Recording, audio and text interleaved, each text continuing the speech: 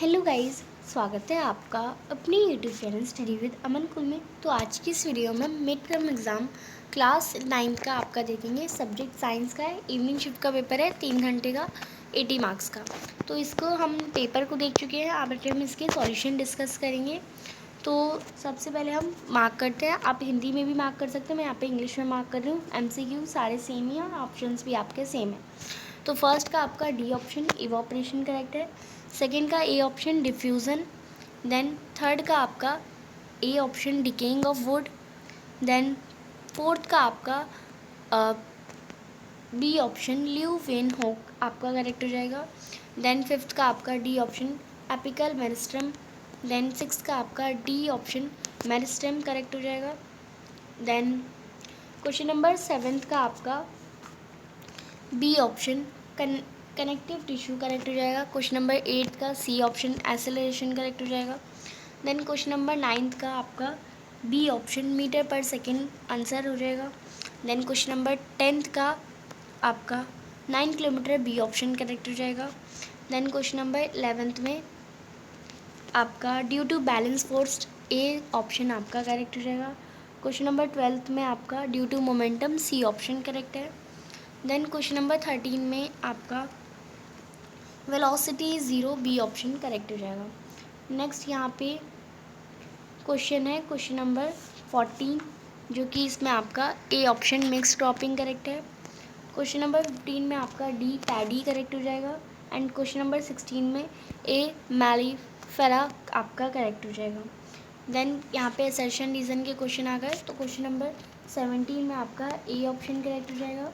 Question number 18 में भी आपका ए ऑप्शन करेक्ट हो जाएगा। देन क्वेश्चन नंबर 19 में आपका इसमें जो है वो सी ऑप्शन करेक्ट हो जाएगा। देन क्वेश्चन नंबर 20 में आपका ए ऑप्शन अगेन करेक्ट हो जाएगा।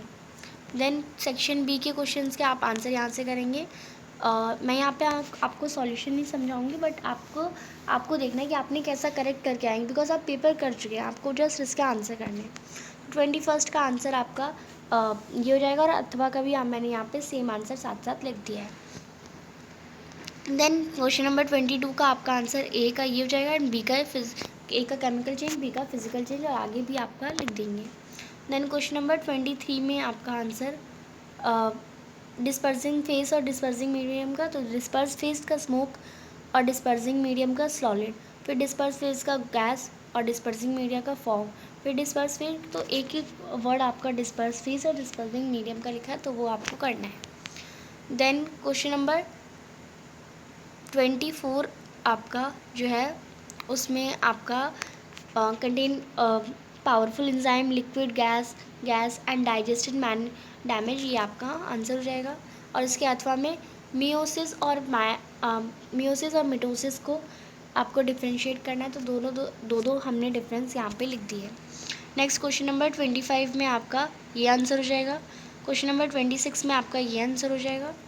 देन क्वेश्चन नंबर 27 जो कि सेक्शन सी से स्टार्ट हो रहा है, जो कि आपका 3 नंबर के क्वेश्चन होंगे, इसमें आपका ये आंसर हो जाएगा। 28 में आपका ये पूरा कैलकुलेट करना था, तो ये आपका पूरा आंसर हो जाएगा 28.57%। क्वेश्चन नंबर 29 में आपको RER और SER में डिफरेंस, तो पहला जो पॉइंट लिख रखा है वो RER का लिखा है, और दूसरा पॉइंट SER का। तो RER जो कि मेड ऑफ सिस्टरिंग वेसल्स, और SER जो कि मेड ऑफ ट्यूबल्स मेनली। और RER जो है वो हेल्प करता है, हेल्प्स इन प्रोटीन सिंथेसिस, और SER helps in lipid steroid synthesis. RER जो है वो राइबोसम्स कंटेन करता है उसके सरफेस पे, और SER में राइबोसम्स नहीं होते। तो ये तीन डिफरेंस दोनों का आप लिख देंगे। देन और RER क्या होता है, रफ एंडोप्लाज्मिक रेटिकुलम, और SER होता है smooth endoplasmic reticulum. Then question number 13 में आपका 3 पार्ट है, उस तीनों पार्ट के आंसर, फर्स्ट में स्क्वैंकम्स एपिथेलियम, बी में टेंडन, एंड सी में फ्लोएम आपका आंसर हो जाएगा। और सी का अथवा पार्ट भी दे रखा है, तो फ्लोएम का रोल क्या है और उसके कंस्टिट्यूएंट बताइए पार्ट्स। तो फ्लोएम का रोल है वो ट्रांसलोकेट करता है फूड को और सिंथेसाइज करता है different parts of the body. Constituent क्या होंगे, sieve tube, companion cell, phloem parenchyma, ये आपके आंसर हो जाएगा। देन 31st का आंसर आपका ये हो जाएगा। 32nd का आंसर आपका A B C तीनों पार्ट के आंसर यहाँ पे दे रखे हैं। देन क्वेश्चन नंबर 33 में आपका ये बायोटिक फैक्टर, अबायोटिक फैक्टर दोनों की एक्सप्लेनेशन भी आपको देनी है और ये आपका आंसर हो जाएगा। सेक्शन डी स्टार्ट होता है क्वेश्चन नंबर 34 के साथ। इवापोरेशन क्या है, तो इवापोरेशन की डेफिनेशन और फैक्टर्स जो कि अफेक्ट करते हैं surface area, wind speed, humidity, temperature, कोई 3 आप लिख सकते थे। नेक्स्ट इसका अथवा का पार्ट है, 2 पार्ट है। तो फर्स्ट में both have indefinite shape and fluidity ज़्यादा है। एंड बी में आपका answer cotton light colour cloth, evaporation fast होती है, कूलिंग होती है। क्वेश्चन नंबर 35 में प्लांट सेल या एनिमल सेल की डिफरेंस, 5 डिफरेंस लिखिए। तो ये 5 डिफरेंस यहाँ पे लिख दिए हैं। प्लांट सेल में सेल वॉल प्रेजेंट होती है, एनिमल सेल में नहीं होती। उसमें क्लोरोप्लास्ट होता है, वो सेल्स जो होती है रिजिड होती है, उसमें क्लोरोप्लास्ट नहीं होता है। इसमें लार्ज वैक्यूल्स होते हैं, उसमें नो वैक्यूल्स होता है। सेल्स जो होती है फ्लेक्सिबल होती है, उसमें सेल्स रिजिड होती है। स्क्वायर शेप का होता है, डिफरेंट शेप का होता है, ये दोनों। तो यानी जो फर्स्ट पॉइंट लिख रखा है, ऊपर जो लिख रखे हैं वो प्लांट सेल के लिखे हैं और नीचे जो लिखे हैं वो एनिमल सेल के लिखे हैं। आप ये पॉइंट्स लिख सकते हैं और कोई अलावा भी इसके लिख सकते हैं। और अगर ये वाला नहीं करना तो ये 2 पार्ट आपको करने थे। आपको प्लाज्मा मेम्ब्रेन और सेल वॉल में डिफरेंस लिखने थे। तो ये प्लाज्मा मेम्ब्रेन और सेल वॉल में present in animal as well plant cells, तो ये present in plant cell only. Plasma membrane जो कि एनिमल्स में भी होता है, प्लांट सेल में भी होता है, पर सेल वॉल प्लांट सेल में ही होती है। फिर प्लाज्मा मेम्ब्रेन जो कि होता है वो it is below the cell wall in plant cell but outer layer होता है प्लांट सेल में, आउटर लेयर होता है एनिमल सेल में बट प्रेजेंट नहीं होता एनिमल सेल में। ये सब आपको लिखना है डिफरेंस 5। देन बी ऑप्शन का बी पॉइंट का आपका आंसर करेंगे mitochondria for chloroplast. Then question number 36 में आपको डिफरेंस बताने हैं डिस्टेंस और डिस्प्लेसमेंट के। तो ये आपका डिस्टेंस और डिस्प्लेसमेंट के ज़ीरो होंगे। डिस्टेंस क्या होता है, पाथ कवर्ड, और डिस्प्लेसमेंट होता है शॉर्टेस्ट डिस्टेंस। फिर ये ज़ीरो नहीं हो सकता, distance can not be zero but displacement can be zero. और फिर डिस्टेंस क्या है, स्केलर क्वांटिटी है, डिस्प्लेसमेंट वेक्टर क्वांटिटी है। डिस्प्लेसमेंट में डिस्टेंस में कोई डायरेक्शन नहीं होती, ओनली मैग्नीट्यूड होता है, पर डिस्प्लेसमेंट में डायरेक्शन भी होती है, मैग्नीट्यूड भी होता है। तो ये आपको लिखने थे। नेक्स्ट बी पार्ट इसका करेंगे, सॉल्व करना है। तो ये सॉल्व करा हुआ पूरा आपको बी पार्ट दे रखा है।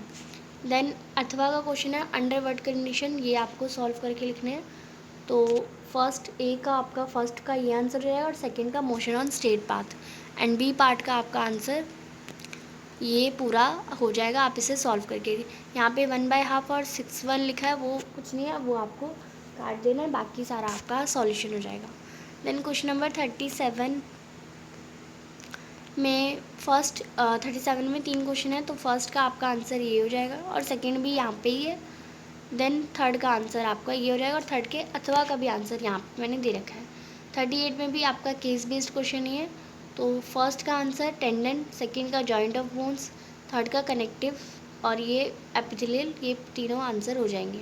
और थर्ड का अथवा का पार्ट भी है। तो कंपोनेंट्स बताने थे आपको ब्लड के, तो ब्लड के कंपोनेंट्स आपको पता है आरबीसी, डब्ल्यूसी, प्लेटलेट्स और प्लाज्मा।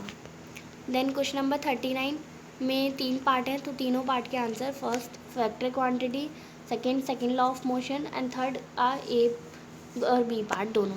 देन थर्ड का आपका अथवा का भी क्वेश्चन है, state first law of motion. तो फर्स्ट लॉ ऑफ मोशन यही कहता है कि हर ऑब्जेक्ट, अगर कोई ऑब्जेक्ट रेस्ट में है तो रेस्ट में रहेगी, यूनिफॉर्म में मोशन में है तो मोशन में रहेगी, स्ट्रेट लाइन में, अगर जब तक कोई एक्सटर्नल फोर्स उस पर ना लगाया जाए। देन यहाँ पे आपका पूरा जो है सॉल्यूशन कंप्लीट होते हैं। कोई भी डाउट हो आप कमेंट सेक्शन में पूछ सकते हैं। चैनल को अभी तक सब्सक्राइब नहीं किया तो प्लीज़ चैनल को सब्सक्राइब ज़रूर करें, ज़्यादा से ज़्यादा दोस्तों के साथ शेयर करें। वीडियो अच्छी लगी तो इसे लाइक ज़रूर करिएगा। Thanks for watching, bye bye guys.